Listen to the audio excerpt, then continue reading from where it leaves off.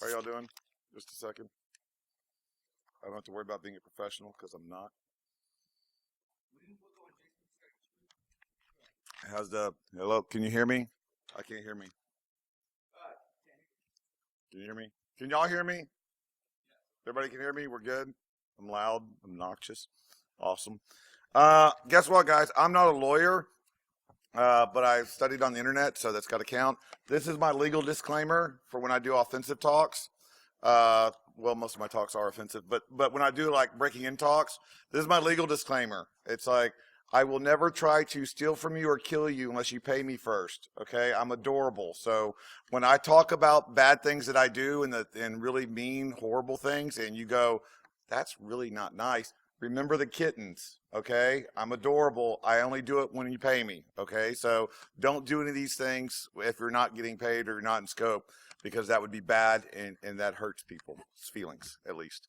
So let's start off. And if you'll notice, there's a theme going here. It's like I try to be subtle, so I don't know if you'll catch it. But the title of the talk is called Breaking In Bad. I'm the one who doesn't knock. If you haven't watched this show, you're going to be really confused through this whole entire talk. My apologies. But at least have an understanding. You'll hopefully get some chuckles here and there because I'll need them. But what basically this talk is as two parts. It's the first part is talking to you about how I'm bad, and then I talk about how you're in the information security industry is bad. So that should be interesting. I've never done this talk before, by the way. This is the first place I'm giving it. So sorry, beta testers. Who am I? Everybody. I'm very easily Googleable. I live tweet my life, so that should be pretty easy to know. It's like I'm Jason Street. I'm a blue team guy, though. I'm a blue team guy who then does red team stuff. It's like, but primarily, if you're breaking something, if you're not breaking something to fix it and make it better, you're wasting my time. Okay, that is the only reason why we should be breaking the things is so we can make them better and so we can help out the blue team guys. Those are my thoughts. So I'm more of a purple team. And one of the things, I love buzzword bingos. It's like, but I am so tired of APT this, and if you're doing the APT drinking game, you're going to get a lot of chance right here on this slide, so, APT. Because we always talk about that. It's like APT to me actually stands for, we got busted by something and we feel bad about it, but let's make sure that we tell them that the adversary was just too smart and advanced and he was persistent and he was threatening. It's like, no, not really. It's not, a phishing email is not APT, it's a phishing email. So I decided to go and create the new term, which hence the title, is I want to do basic adorable destruction. Just bad. I just want to go and be bad. It's like, what can you do being bad? Why are we so worried about these advanced? We're trying to protect against these advanced attackers. It's like we're letting people just, be basically adorable and just, hey, I want to go here and push this button and destroy stuff. So it's very easy to be bad. It's like, it's not even that hard to be advanced and persistent, obviously. The bar is pretty low on that, people. So let's start actually doing that and figuring out what bad is. So here are some of the key indicators of a person being bad. Recon mode is only about 2 hours of Google and victim's own website. I've never used a full 2 hours of Google before. One engagement, I actually used 1 hour and 45 minutes. It's the longest time I've ever used on an engagement. I don't use Maltego. I don't use, Shodan. I don't use all these other cool recon tools and stuff, that are really cool, elite, and have really cool graphics that you see on CSI Cyber, I'm sure, if they're that lucky. But no, it's like, I just Google. And most of the engagements, I kid you not, the company's website about page is probably the only place I need to go to. It's like, that's usually done. And if I have to really go into it, I'll go into their career site and I'll go on their LinkedIn profile. I'm usually good after that. The SE mode is usually walking into the victim's location and winging it. Note, sometimes without doing number one. The very first engagement that I talk about, it's like, you'll see that I just go in straight blind, absolutely no idea what I'm doing. Usually that's the case. And, just winging it, and we'll see how that worked out for me. And then there's the ponage mode, which is basically plugging into a device into the victim's computer or network, sometimes with their help. There's nothing more fun than going into an environment and telling the manager or the head of that department or building to get out of their chair so you can actually compromise their machine first, because that's just more fun that way, because I'm a very mean person. Number 4, and then 5, profit. So, yay, that's the goal. Um, so let's break down the three best approaches I've used to be bad. Quite frankly, I only usually do three. It's like, I usually just I mean, there's all different kinds of very aspects, but like there's the passive guy where it's like where I'm actually just coming in to help. I don't know what I'm doing. It's like I'm the repair guy, I'm the delivery guy, I'm the job applicant, I'm the customer, just wandering in. Most of my successes are the tech repair guy and the job applicant. It's like those are the main ones. I don't like the job applicant as much because I have to dress up and that's really sad. Two is the auditor at executive and policy enforcement. That is one where I'm the more authoritative. It's like that's where I'm going to be a little bit more angry, but mostly because I'm in a tie. And it's like where I need you to get this work done. I need this to happen. It's like, and usually that's one of the most destructive modes that I'm in because I'm in a tie, so someone's going to pay for it. And then three, crazy off the wall personalities, not recommended, but totally fun and usually work. I mean, and when I mean off the wall, I mean, I broke into a hotel in the south of France in Teenage Mutant Ninja Turtle pajama bottoms and barefoot. It was pretty awesome. So you think people would notice, but no. So that's another story I may give after the talk or something like that if you give me some Diet Pepsi. So let's go and stop talking about this stuff and let's get to it. We're going to start with some story times. I picked three financial institutions in three different countries. The reason why I picked financial institutions, it's like I've done government research facilities, I've done government sites and stuff. I picked financial places because they've got regulations. That's where the money's at, as someone, James said. It's like that's where you would think people would be the most secure. That's where people would be going after, right? So let's pick on them. Why not? The first job happens to be in Beirut, Lebanon. This is actually screen captured from the bank surveillance video. You will notice by the timestamp, from the time that I walked into the building for the very first time to I have full access to behind the teller line, 2 minutes and 22 seconds. I spent that time very wisely. I walked in. I have no idea where I'm going. I've never been in this place. I do not speak Arabic or French, and I sort of don't blend as extremely well into Lebanon, but I'm in. I got lucky, went down the hallway where the manager was at. The bank manager was in a meeting with someone. So what did I do? I walked in for a little bit, saw that he was in a meeting with somebody, and I was like, I just backed out, and I held out by his door. So I'm not down the hallway yet, so people are assuming that I'm in there talking to him. He doesn't have a clue that I'm there, and I wait there outside his door for about 30 seconds. Just, hanging out, I hang out a lot and stuff, places, but mostly for the job, so it's okay. It's not creepy at all. And so I wait for about 30 seconds, and then I walk over to the first executive's office, this lady who saw me walk by, and go to his office and then gone for 30 seconds, and I come into her office. Yeah, I'm with IT support. I'm from headquarters. We're looking at the USB policy rights and stuff, for the GPOs to make sure that the read-write access and stuff, has been turned off properly. I need to put this USB drive in. Yes, it's got a rubber ducky on it. Don't worry about it. To plug in and do some testing on it. Okay, so she gets up out of her chair, lets me plug it in. Good. See, now I'm at two places. Now some of the other employees saw me in her office doing some work. Then I go out of her office. That was about a minute. And then I go to the next one, to the next lady. Say, I'm with IT and stuff. We're looking at the equipment and stuff. GPL.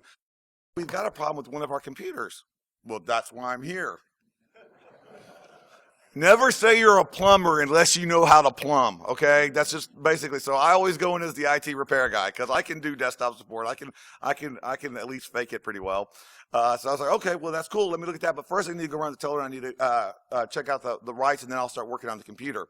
So I go and do that, and you can actually see in the video of this, I'm actually making this man get out of his chair while he's dealing with a customer, and he's plugging in a USB drive to plug my malware into his computer. The customer at the time, if you'll notice, was depositing $200,000 in cash right next to me the whole entire time. So that was fun. And as you can tell where these pictures are taken, I'm behind the counter, chilling out. I was actually literally spinning around in the chair a couple times because I was there for over 20 minutes. It's like I'm wearing a DEF CON leather jacket and red Thundercat tennis shoes at a bank in Beirut, Lebanon. All good. It's like, so the one of the biggest problems was, and this made me sad because the manager came out and started working with him too, and he was so happy. It's like because of the fact when he told me about the computer problem, I was like, oh, yeah, I started looking around, but you know what? We're going to get you another one from headquarters. Don't worry. It's like I'll send a work order because that's one of the things I'm here for. Like, oh, wait, we got a scanner over here that's not been working properly either. I'm like, oh, well, that's cool. It's like, I'll get you another one like that. We got 2 monitors that's been out for a while. Dude, I'm doing a whole refurbish thing, so it's like, it's going to be cool. It's like, we'll get those for you. And so after this engagement was over, see, I don't do pen tests. I don't do red teams. I'm not some kind of red team ninja. I do security awareness engagements. My whole job is to make sure that they're aware at the end. So after this was over, I waited till the bank closed, got all the employees together because they had failed so spectacularly, and actually explained to them exactly what happened, why I did all this.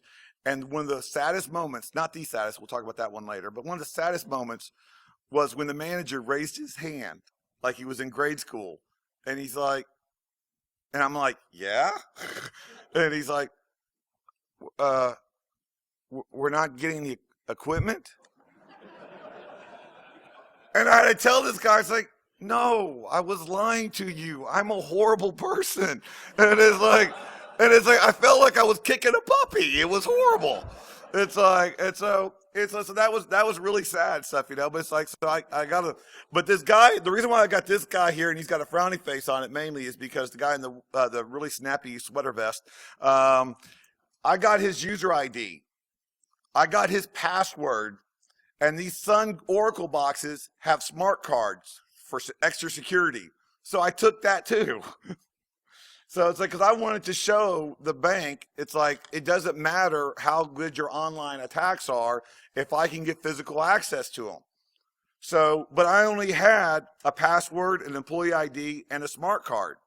So what else did I need? Well, I cheated. You're cheating because you already see it. It says I need the PC. And I need network access, right? So let's go to the next branch and see what we can do there.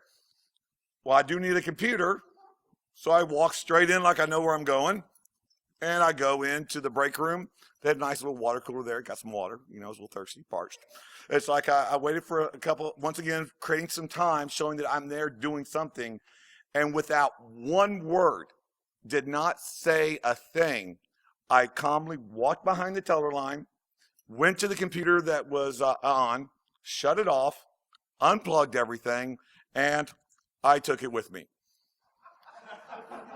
While the teller was helping a customer right beside me. Not one word.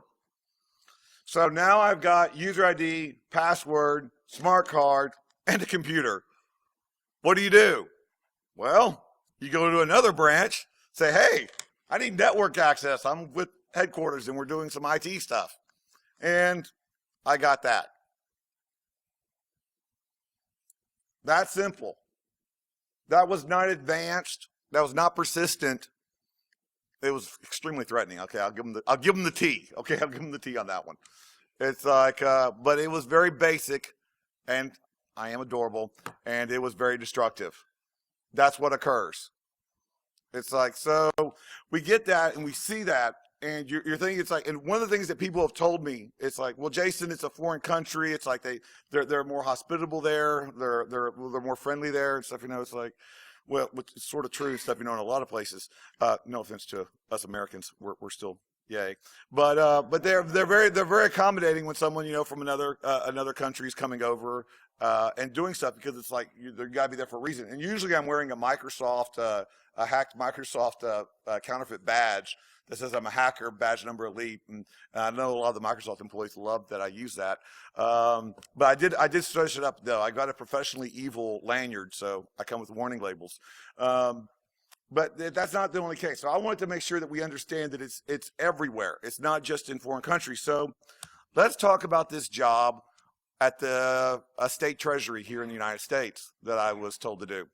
And one of the things I loved about this engagement is, besides the fact that it was a state treasury, is the scope.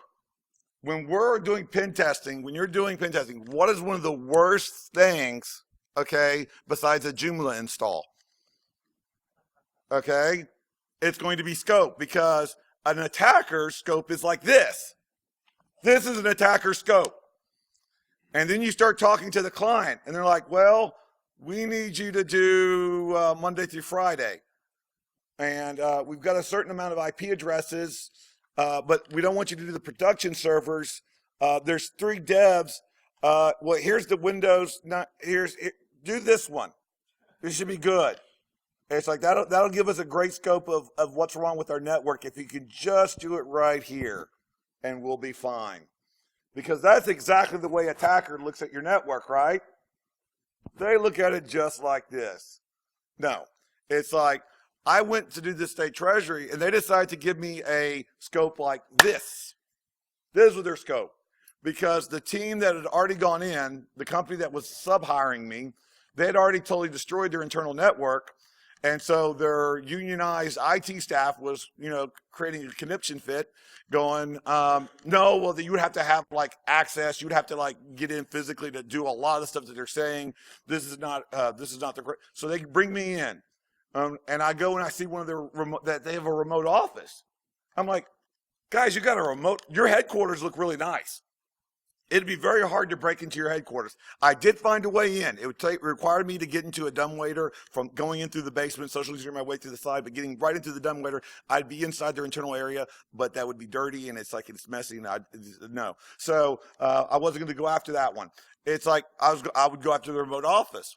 So they said, okay, well, you can go and try to attack our remote office, but we got just a few small little requirements before you do that. Your rules of engagement. The first thing is you need you to come in at 5:30 in the evening on a weekday after everybody's leaving, but you can't talk to anyone coming in or out of the building because we don't know if they're our employees or not. So you can't talk to anybody.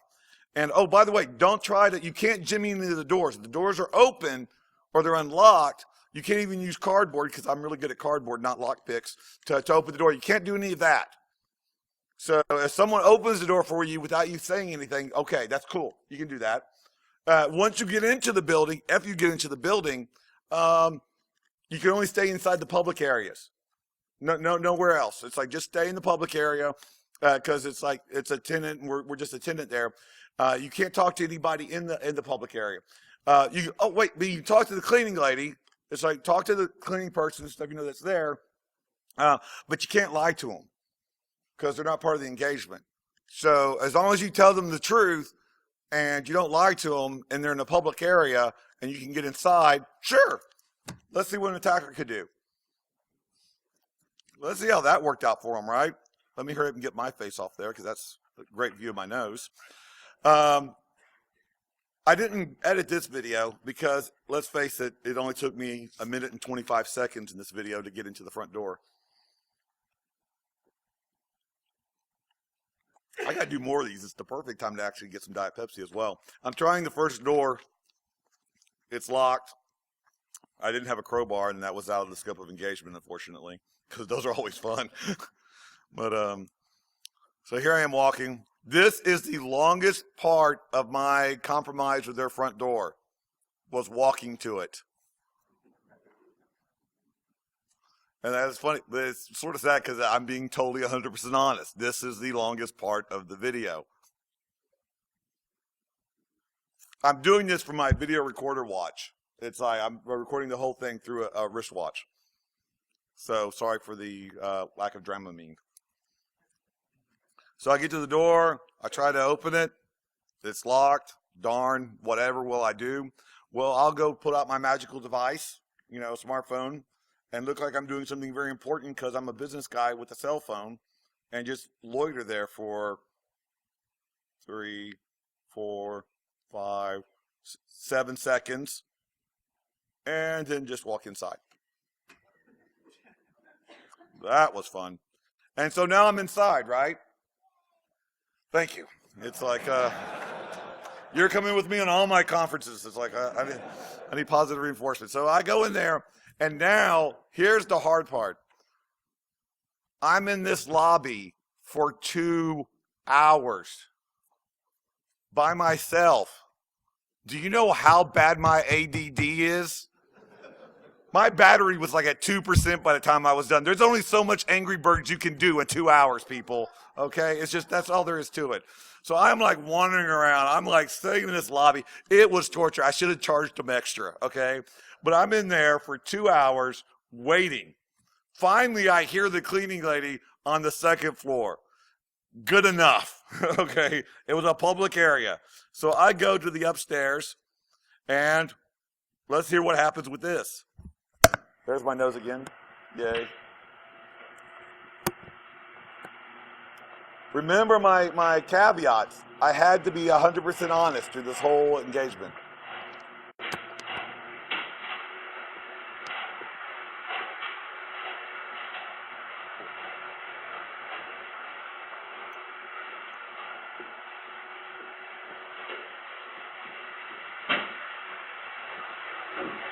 Hello.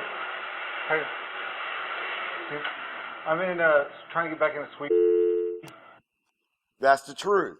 I was there the day before. I'm trying to get back in. Truth. Could you let me in real quick? Yes. Downstairs?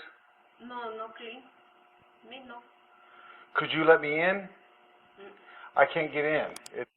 I can't. They wouldn't let me bring a crowbar, remember? It's like I just went to the bathroom and I didn't have my badge. I was there for 2 hours. I drank a lot of water. Don't judge me.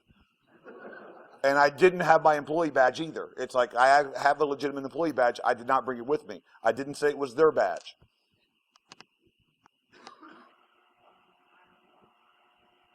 Could you try?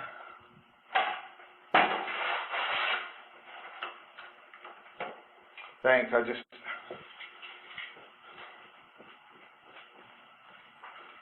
got to do one thing real quick. I did. Destroy their network. It was just one thing.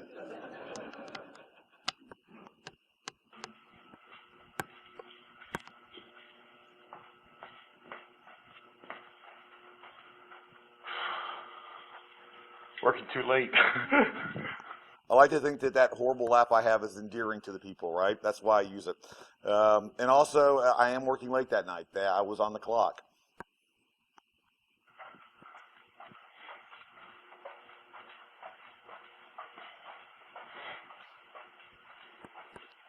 Once again, the longest part of the engagement is mostly just the transportation to the area that I need to compromise. Thank you. You need key? Yeah, I don't have the key to get in. Oh, Which I don't. Yes, Yes, yes. I have it. Oh, okay, thanks. So she goes to get the key.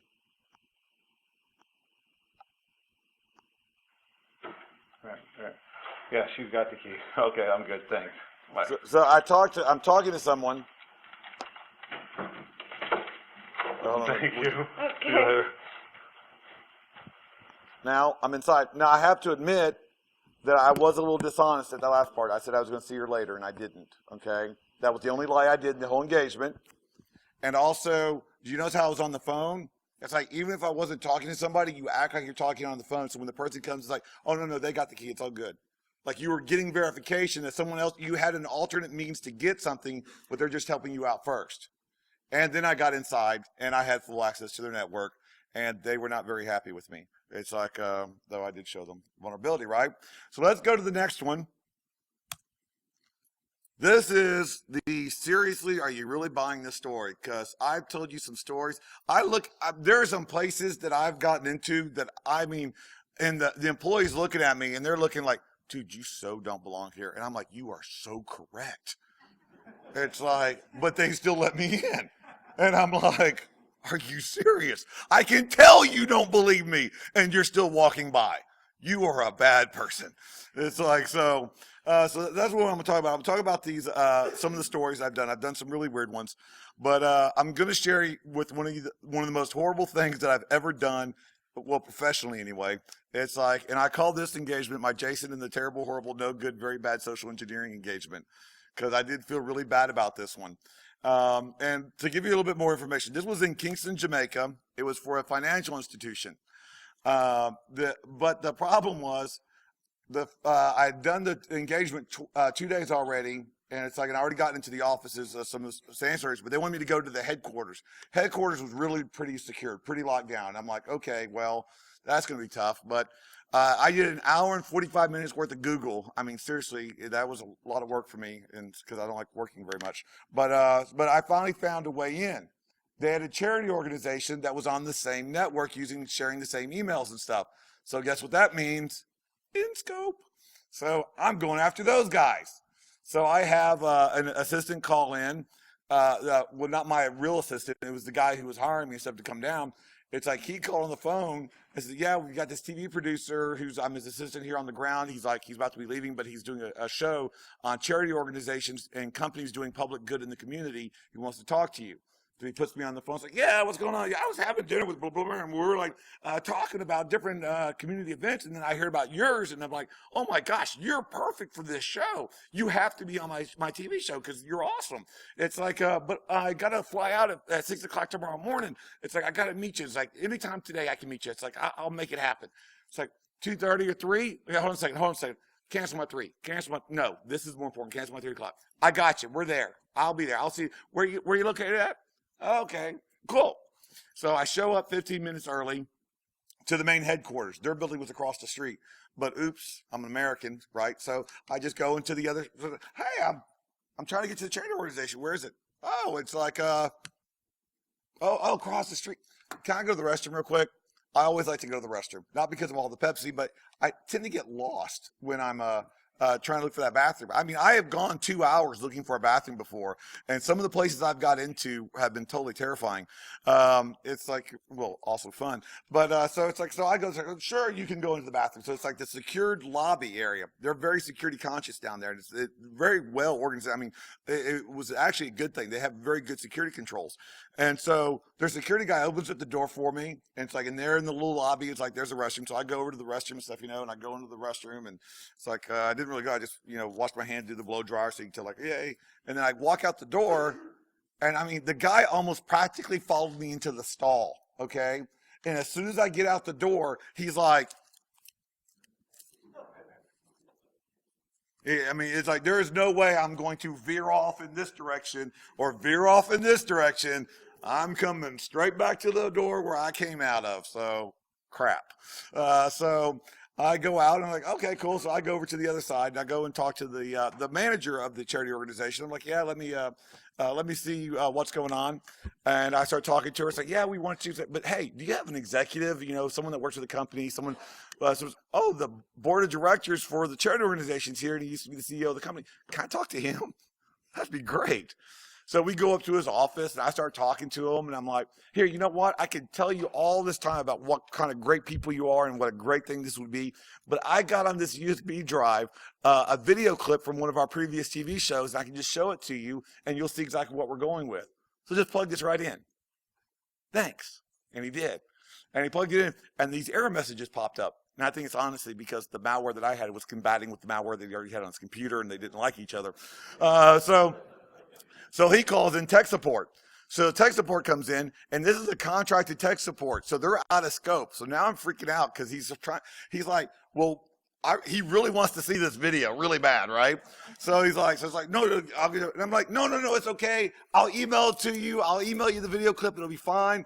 And he gives the guy the USB drive, which is very important because I didn't do it. So that means it's not my fault, okay? So it's like, so he gives it to the guy, and the guy walks it to his desk, and I tell the guy, the CEO, it's like, look, I've got to follow him because I've got proprietary videos on that video, and I got on that USB drive. He can only go to the one I wanted to show you. He can't go to all the other drives, and there's no videos. It's just malware. It's like, but it's like I had to make sure what computer he plugged it into so I could put it in the report. So he goes and puts it into a Ubuntu machine. Now, at first, I'm like, okay, cool. So I programmed it and had it set up for Windows.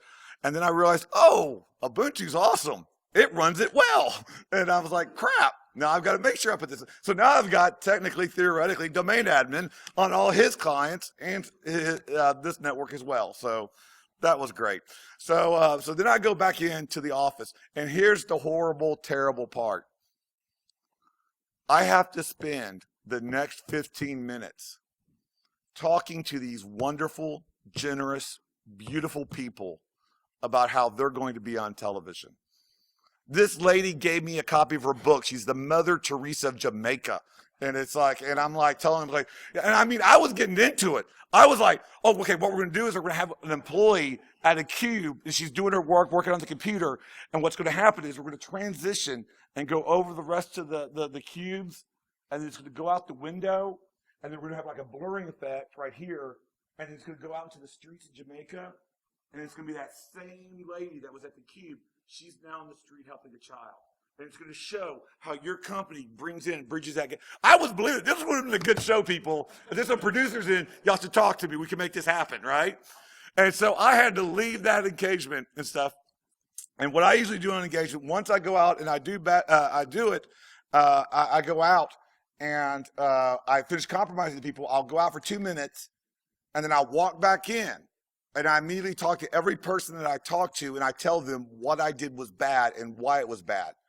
It's like if you give a person a report 3 months later saying, a memo saying some bad things happened and you let this guy in, they don't remember that. Remember, I'm doing security awareness engagements. I want them to learn from these experiences. So I go and talk to all of them personally and letting them know, yeah, I was a bad guy. I'm pretty sorry about that, but you shouldn't have done that because what were you thinking? So it's like, so I do that, and nicer, of course, because I'm a nice person. So it's like, so I did that. I go out to the street. It's like I'm out of the engagement. It's like 2 minutes goes by. Another 4 minutes goes by. My driver comes up to me. He's like, "Are you going back inside? I've been watching you from the street. So are you going back?" I'm like, I can't tell those people what I just did.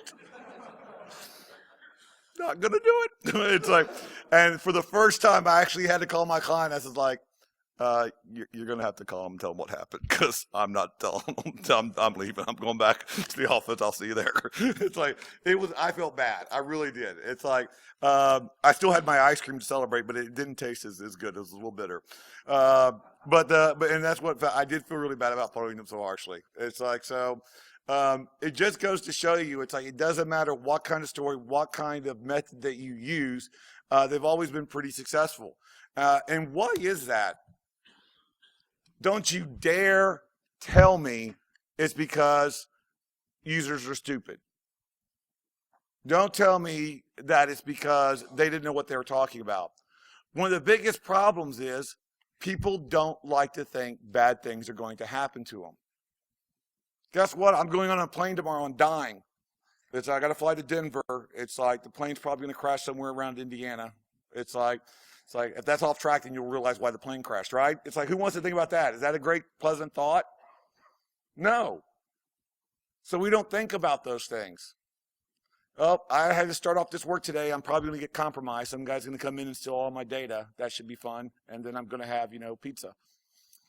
No one wants to think bad things are going to happen. So we try to condition ourselves to not think about those, to not think about something bad happening. And we're not training our employees properly to be aware of those situations. I mean, that's how this guy, theoretically, or it's not even theoretically because it was a TV show, but how he was able to, everybody believed that he was getting all this money from this donation stuff, right? It's like people want to believe the best of someone. People want to believe that, oh, this guy looks nice. He doesn't look like he's about to mug me. Ouch, that hurt. It's like, you want to believe the best. And guess who's failing at that? Security is failing the users by properly training them on how to be protected against social engineering and physical compromises. We're failing on how to teach our users to be aware of phishing emails, of malicious links. So what do we do about that? How do we do better at training them? Well, I've got the 3 E's. I love how this is a lot quieter because now he's like, wait, he's not making fun of other people now. He's talking bad about us. But no, I'm not talking bad about anybody. I'm trying to help, and that's what we're supposed to be here for. I'm from the internet, and I'm here to help you. The 3 E's. It's like educate, empower, enforce. I haven't even trademarked those. Those are mine, but you can feel free to use them. So the first thing we need to do with our users is start educating them.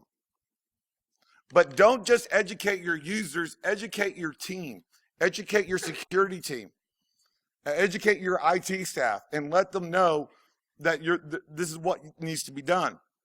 Because we condition people to be afraid of these things, right? Well, maybe not those 3 guys because they're adorable. But it's like we're usually training people to be scared of them. If I would have walked into that bank in Beirut, with a ski mask and a shotgun, I was going to have a very, very, very bad day. That would not have worked out well for me. Do you know why? Because the employees were trained, they were conditioned on how to handle that situation. They were taught how to respond to that situation. It was ingrained to them through training how to respond to that situation. They knew how to respond to that. We teach our employees, we teach our children, we teach people how to respond to hostile situations like this. We haven't realized that we need to start teaching them about other hostile situations from people like these. These are just as scary and can lose you way more money. But we're not teaching them to be afraid of these situations, these people. I mean, that guy, okay, let's face it, Darren looks a little sketchy. I mean, I would think twice. Okay? It's like we don't think, sorry, Darren. It's like, but it's like, I don't think that we're teaching them enough. And we're not even teaching them against these. Seriously. There was a IT conference in Australia. The vendor had a bowl full of USB drives. Someone went, helped themselves to half of them, took them up to the hotel room, malwareized them, weaponized them, whatever you want to call it. Weaponized sounds scarier. So weaponized them, puts them back in the bowl. It's like, that's how easy it is. It's like the only thing that you have, I have lots of these USB drives from the vendors. I love taking them because I always need more malware sticks, right? It's like, and you talk about putting it on the concrete and stuff, putting it in the bathroom, the lobby to see them. No. You bring envelopes. I bring blank envelopes. I walk through the areas. I see the person's name. I write their name on the envelope. I drop a USB drive in and place it on their desk. They open it up. They see the USB drive. They plug it into their computer automatically. And if I want to be really funny, I just put an Excel sheet on there that says, future advanced payrolls for 2016. No one's clicking on that one. Right? Yes, that was rhetorical. But one of the things, we need to broaden it too. It's like we can't make it focus like, well, I heard this guy, he says, these are the 5 things that you could have to do. There's just not one thing to do that's going to save your employees. This is actually someone printed out and put that at their work in their security operations center. It's like, and that's great. You've kept people from me coming out. But what about all the other kind of hackers, all the other security guys, all the other criminals that will try to come in and do bad things? So you're only stopping the weird one. So we need to start educating. You need to teach your employees common dangers they face, not only at work, but at home as well. Make them security conscious by default, not by policy. Talking to Steve Reagan, he's starting a new thing for CSO Online called XSS, Cross-Site Security, where he's talking about how to reach common users about common security practices. Do your employees know how to properly do their Wi-Fi at home to keep it secured? Do your employees know how what their children are doing on Facebook and online? Do they know how to monitor that? Do they know how to not be taken in by Craigslist? Do they know how to not be taken in by a phishing scam from eBay? If they can't protect themselves, why are they ever going to care about protecting your data? They don't care about your data. So you have to teach your employees to be security conscious for themselves, how to better protect themselves. Guess what happens then? They still don't care about your data, but now they're just more security conscious. So in effect, they will protect your data because they're just used to protecting themselves. That's how we have to change. Teach them to be security conscious for the sake of being security conscious. You drive home the fact that stranger danger is a good policy no matter how old you are. I mean, because if I don't scream stranger danger, nobody does, right? It's like, if you're in a secured area, I shouldn't be in it. It's like if you see a delivery person, if you see a guy in a suit, if you see anybody walking in an area that you're not familiar with, you should be contacting someone. And you got to create teachable moments. Have people come in and test those controls. See what goes on with it. The next thing we have to do is empower our employees. Because in the end, you realize the only person you can protect you. I had to put a Jesse in there. Someone was going to totally get upset with me because, no one wants just to have Walter White in there, right? So it's like you have to actually protect them and empower them to do things. And one of the things you have to realize is empower yourself to understand that users are not your problem. They are part of your solution. You have access to the biggest human intrusion detection system known to man. It's like right there. All these people do their job day in and day out. They know exactly what their procedure is. They know exactly what the process is day in and day out. Who is the first one that's going to recognize something odd happening? Those employees. Do they know who to call when they notice that? Do they know a number? Do you have one number in your organization that if they see a suspicious person, if they see a suspicious email, if they see suspicious activity on their computer, they have a number to call? If you don't, you should. That doesn't require any maintenance fees. That doesn't require a sales engineer coming to your work to show you how the phone works. That doesn't require a blinky box. That just requires them to have a means to communicate that there's a problem. And so many companies don't have that. I was in Amman, Jordan, breaking into a bank there. The manager was going, you shouldn't be doing that. He said, you can't plug that USB drive in the device into the computer. And as I was doing it, and my response to her was totally, you're right. I shouldn't be doing this. You should call somebody. It's like, call the manager. I'm sure they'll, oh, you're the manager. Oh, you need to call somebody. It's like, oh, wait, hold on. I'm going to plug that one back in. You're right. I shouldn't be doing this. It's like 4. Plugged 4 in while she was telling me that I shouldn't be plugging USB devices in. Did she have anybody to call? Did she knew how to respond to that? Nope. Did I appreciate it? The only time that I got to the point where I was like, okay, well, let me go get the paperwork to show you that I'm supposed to be here was when I was behind the teller line and there was a stack of money right by the computer. And that's when she started to freak out. It's like, because there was money involved. And I'm like, and I was trying to tell her, I honestly, my words were like, no, don't worry about, I don't care about the money. I just want the USB drive. I don't care about the money. I just want to plug this in. It's like, who cares about money? So she didn't have anybody to call. And you give them opportunities to do the right thing and reward them when they succeed and teach when they fail.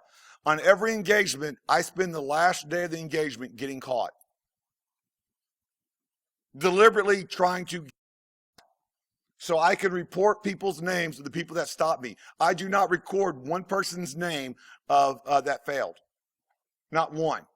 I had an engagement at a telecom company. The CEO was like, I want you to do a phishing email attack. I want you to go, and it's like, I'm sure you're going to be successful, but I want you to track it, who's done it. It's like, and who clicked on it. I targeted one person that in a whole entire organization was successful. I only targeted the CEO. He wanted a name, I gave it to him. This shouldn't be, people should not be penalized for this if they aren't aware and they're not properly taught. It's like, that's the way it should be. I don't know if I'm ever going to get the job back in there, but it was awesome. It's like, but you have to give them the opportunity to do the right things. It's like, you have to give them teaching those, and there shouldn't be that. If they keep letting someone go in, the sketchy guys come in through the doors, you may want to stop them with that. That may be something you want to do. They may be doing it deliberately because they're sketchy. But it's like, otherwise, if they're just making an honest mistake, teach them and try to empower them on that. I got a couple other stories, but I'm running out of time, so we'll keep going to the next one. Enforce. Employees must feel valued and management must take security seriously. My biggest problem with enforcement, trust me, this is your biggest issue with enforcement of the policies. It's not your users, your CEO, your CIO, the exceptions to the rules. Guess what, people? When your CEO infects your network because he plugged a USB drive in and he didn't have the same rights as the guy in the mailroom, he had better ones and he had more access and he destroyed your network, his first response is not going to be, oops, my bad. It's going to be, why didn't you protect me from myself? Because that is part of your job. Your part of your job is to say no. Your part of your job is to tell them the things they don't want to hear. Some places that might be a career limiting move, and I apologize in advance, okay? But most of the time, that is still good practice. It may have bad results, it's still a good practice. In 2000s, one of my first jobs as a security person, there was a badge. If you did not have, in the secured area, it was an online bank, if you did not have your employee badge, you had to wear a visitor's badge sticker for the whole day. That was the rule. The owner of the company came in one day, and I walked by his office, and someone had let him in, and he didn't have his badge. I made him go to the receptionist and get a visitor's badge, and he had to wear that the whole entire day. I didn't get in trouble for it. You know what that did? That let everybody know that reports to him that he cares about that policy, they've got to adhere to it too. When your CEO says, I'm an exception to the rule, then the people that work for the CEO goes, well, that means I'm an exception to the rule too because I'm working for him. And then the people that they report to says, well, I work for him, so I'm an exception to that rule as well. Upper management has to buy into the security process or you don't really have a security process. Using positive reinforcement sometimes is more effective than the negative kind. Being able to put someone in a report or a newsletter for your organization saying that they stopped someone from walking in behind them or that they found a malware campaign is 10 times more effective than showing a report of the people that failed the password policy and stuff, didn't lock their screensaver or sending out a funny email because their screensaver was unlocked. It's like, that's more effective. And so visibility is sometimes all that's necessary. Does anybody at your company know that you work in IT security or what your responsibilities are? If they see you, do they, I have people that come up to me at my day job and they're like, oh, it's him. I don't like that. I would like them to see me more in a positive light, but at least they understand information security is on the floor. Something just went down. They should know that there is a real world kinetic response to something that happens on that computer. I die a lot and stuff on World of Warcraft, and I'm still okay here. If there was ever if you were playing a first-person shooter game like Call of Duty, and it's like, and you actually got electric shots every time you got hit, you would play a lot differently, people. Wouldn't you? I kid you not. When I'm playing the game, I'm like, blah, blah, blah, blah, blah. I'm all over the place, and then I die and I respawn. I'm like, yay, boom. It's like, if I was actually having to get hurt,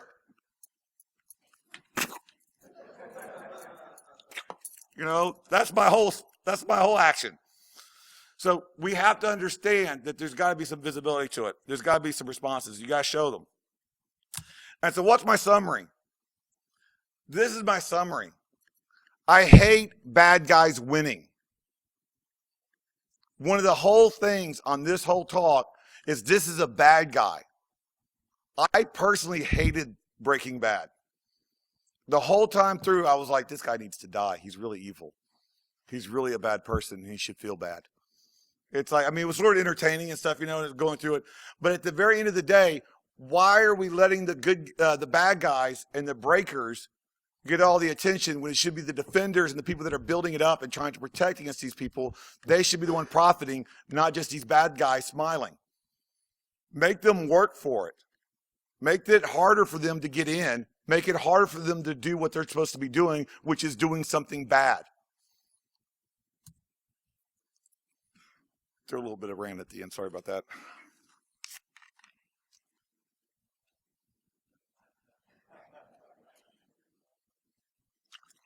That is not a lie, people. I am totally done.